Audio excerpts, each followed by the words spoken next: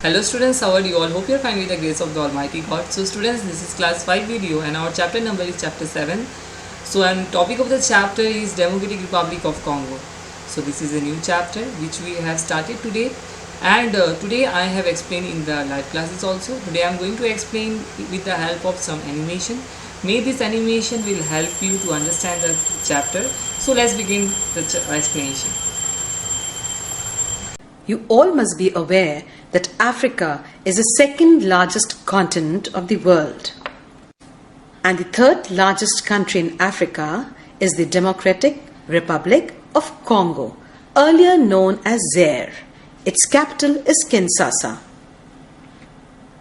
DR Congo lies in the equatorial region. The region lies on both sides of the equator. Look at the map of DR Congo. It is surrounded by 9 countries: Central African Republic and Sudan in the north,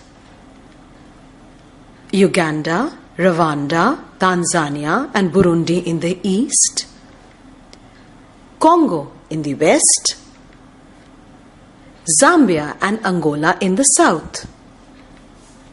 After River Nile, the Congo River, also known as the Zaire River, is the second longest river in Africa and flows through DR Congo. The river Congo is called the Highway of Central Africa. The Albert and the Tanganyika are the major lakes of this country. DR Congo is located near the equator and thus has a hot and wet climate throughout the year. Mornings are pleasant, but the noon temperatures are high, between 30 degree to 35 degrees centigrade. In the afternoon, heavy rainfall for short periods are common. Evenings and nights are cooler. Most of the DR Congo is covered with rainforests. There's a dense growth of creepers and shrubs, and all the trees are evergreen. The trees in these forests grow very tall and form a canopy which prevents sunlight from reaching the ground. In some parts where the climate is not so hot and wet, we can find grasslands and short trees. These grasslands are called savanna. DR Congo is called the natural zoo of the world. Because of the dense forests, gorillas, chimpanzees and baboons are found in plenty. Insects and reptiles are found in large numbers. Crocodiles and hippopotamus are found in the swamps and rivers. Okapi, a horse-like animal, is found here. The main occupation of the people is farming. Farmers practice shifting agriculture, in which some forest land is cleared and crops are grown for 2 to 3 years. Crops grown are cassava, maize and rice. Cassava is the staple food. This plant has fleshy tubers under the ground. The tubers are taken out from ground, soaked in water for many days, and then the skin is peeled off. The tubers are dried and the flour is made from them. Cash crops such as oil, cocoa, coffee and rubber are grown for export. DR Congo is rich in minerals like gold, diamonds, manganese, copper, cobalt, uranium and coal. It is the largest producer of cobalt and industrial diamonds in the world.